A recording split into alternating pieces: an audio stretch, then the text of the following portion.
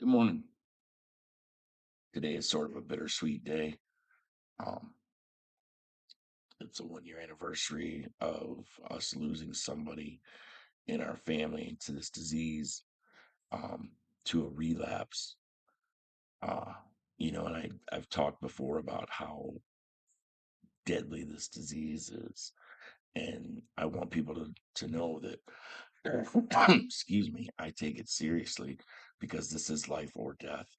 Addiction will fucking kill you. It will take you from your loved ones. It will take everything that you've worked for. It will take everything that you've achieved and just absolutely destroy it. Um, and unfortunately there's a negative stigma attached to addicts and alcoholics. And some of it rightly deserved because of the things that we've done.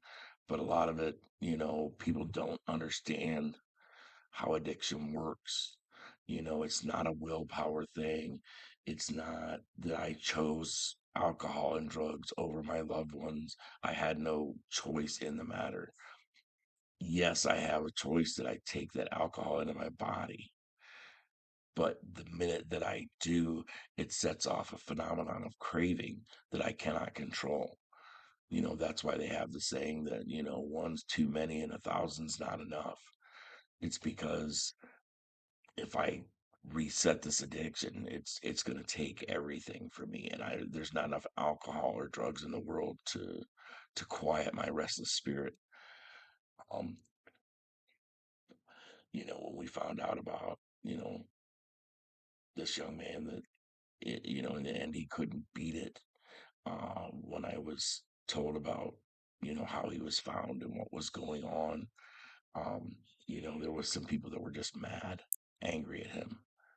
And I chose to look at it a different way, but it's because, I suffer from addiction. So I was able to look at it from the standpoint of he battled a demon in that apartment. He fought tooth and nail. And in the end, the addiction was just stronger than he was. And he couldn't see the forest for the trees. He couldn't see how much he was needed at home for his little boy and for his wife. It wasn't, in my opinion, and this is just my opinion, and there's probably a lot of people that will disagree with this, and I don't care, fuck them. Um, it wasn't a choice, you know. Yes, there was a point where he was at that tipping point where he had a choice to to use or not to use. But there's a reason why they say this disease is cunning, baffling, and powerful, and that's because my addiction's right over there in the corner and it's doing push-ups and sit-ups and jumping jacks and everything else and staying physically fit because it's ready for me to make that one slip. And this time it wants to kill me. You know, that's the reality of addiction. Is addiction fucking kills people, and it sucks. I wish it was a matter of willpower. I wish it was a matter of just simple desire. You know, but then again, the program itself is so simple.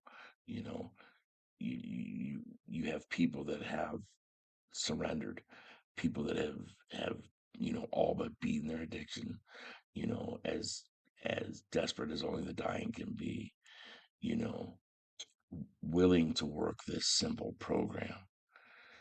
It's just, you know relapse seems to be something people are starting to think has to happen, and it absolutely does not.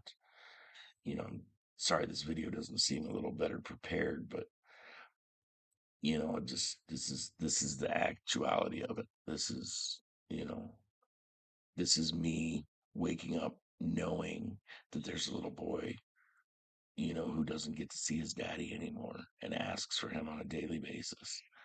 Um, this is me being very real that, you know, the his wife is very special to me, and she's in recovery and she's amazing.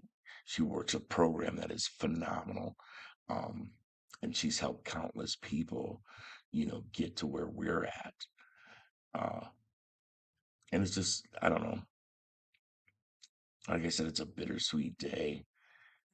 I know I've talked about relapse before not being a requirement of the program. I don't remember if it was here or on TikTok because I post videos on TikTok as well. Um, but I want people to know that, the mental illness that goes along with this, uh, there's help for that. The physical part of the addiction, there's help for that. And I just want to raise awareness so that people know that they don't have to go down this road and lose everything. You know, my addiction's sitting here waiting on me to slip up. If I pick up a drink today, I'm going to lose everything. My wife, the pirate paradise, everything that I've achieved in 11 years, you know, 97,000 some odd hours I've been sober.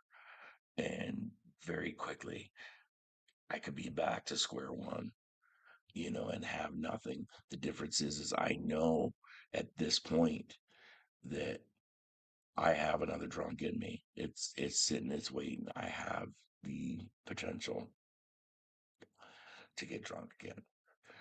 What I do know beyond a shadow of a doubt is I don't have another recovery in me.